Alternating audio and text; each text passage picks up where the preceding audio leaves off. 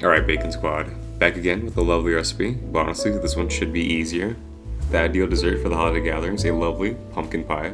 Of course, here's an overview of the goods, and shout out to Target for the recipe this time around.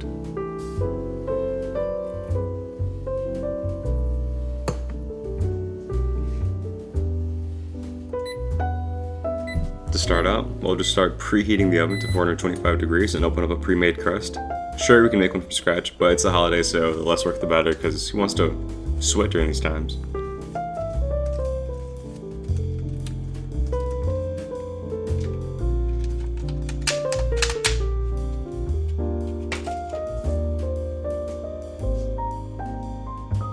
Next, we essentially just take all the ingredients and mix them together. The beauty of the pie is that it's all going in the same place anyways, so I'm just doing the measurements to ensure we have the accuracy needed to make this taste amazing. And of course, specific measurements and ingredients are in the description, but here, we're just mixing up the milk, whipping cream, sugar, and so on.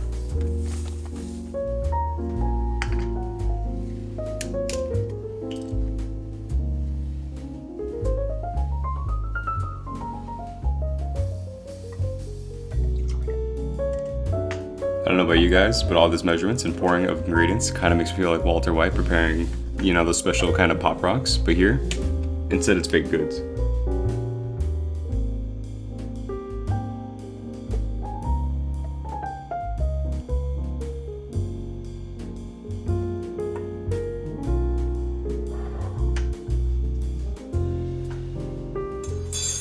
Next, we just continue with the mixing and scramble these eggs up, then double check the recipe because unlike the previous one, others will be enjoying the outcome of this effort, so you know what, we have to make sure it comes out amazing.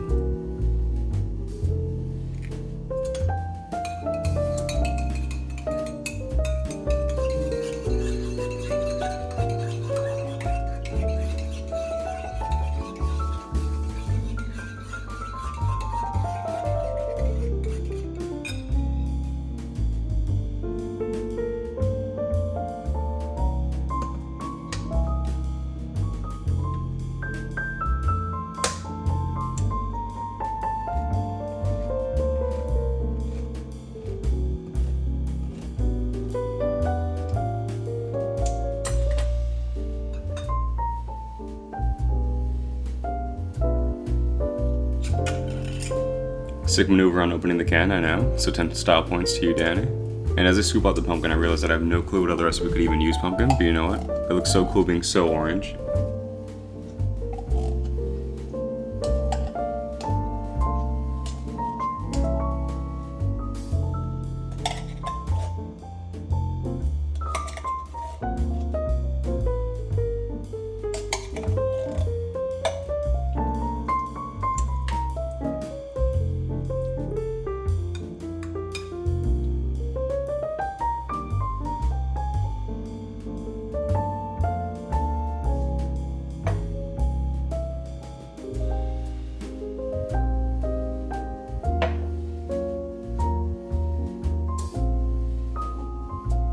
Now to finish up mixing, now that almost everything's together in my not bowl/bowl. And maybe next year the budget for the show will go up and I'll spring for an actual bowl, but for now, we use what we can to do what we can.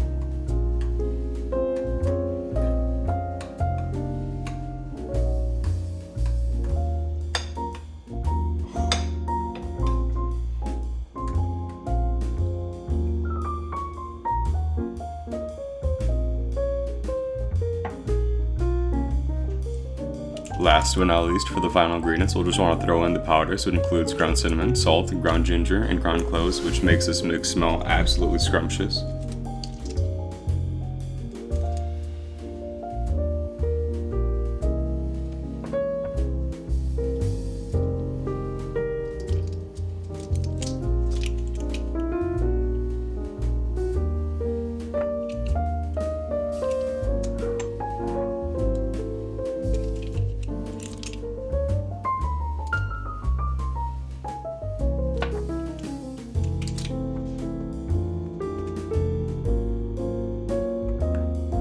Now to pose up and finish mixing and mixing and mixing. Absolutely fast forwarding through this because it did take some time. There's no way I'm spending my Benjamins on a mixer at this stage of the game. Maybe I've become a pro baker in the future, but for now, this.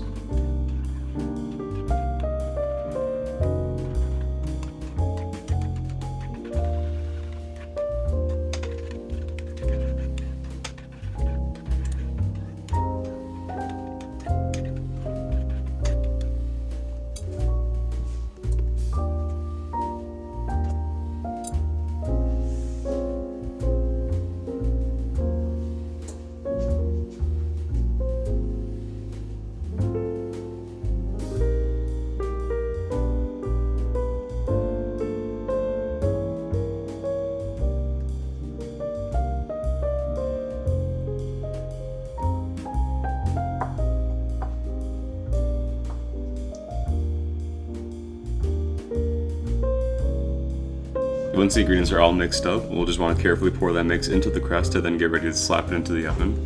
Now I'm just going to go get my reliable mitt and not burn my hand as I put this into a 425-degree heated oven. And as I try to do this, I realized that I first didn't open the door, so if I want to be able to slide that in, let me just do this off screen.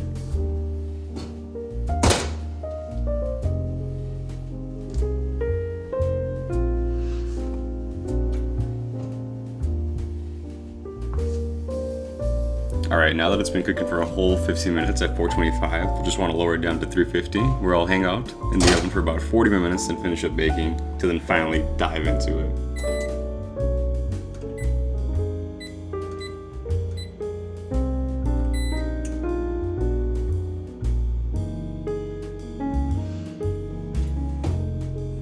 Here it is looking marvelous. Now you may notice that part of it is indented, and I'll admit I got hungry during the process and tried it out and it was worth the burn.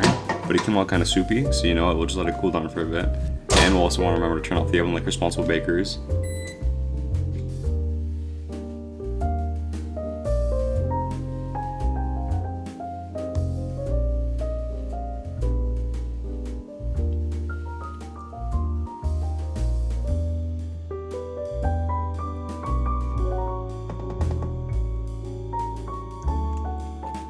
Now I know we should put a freshly baked pie in the fridge first to cool off and kind of semi-harden, but if you're as hungry as I am, melted pumpkin pie soup kind of suffices to satisfy that hunger, but getting a slice was absolutely impossible, as was setting this up.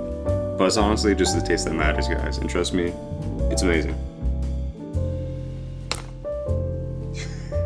Here's the final shot of the slice, and honestly, not as bad as I assumed it was going to come out. Super important next step, whipped cream, because it amplifies the flavors to be out of this world.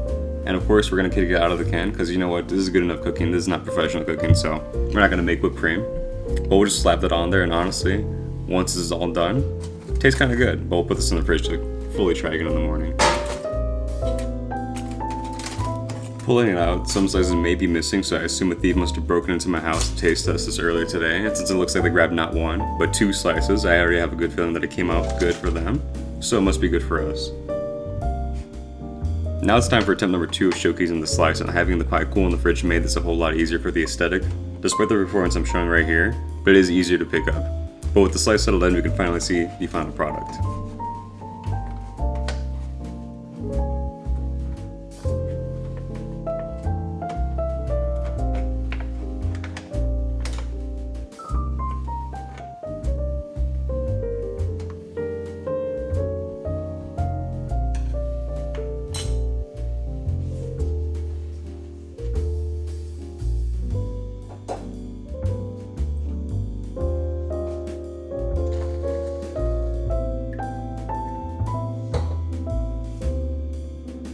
Ladies, gentlemen, and all the beautiful others, here we have a good enough pumpkin pie.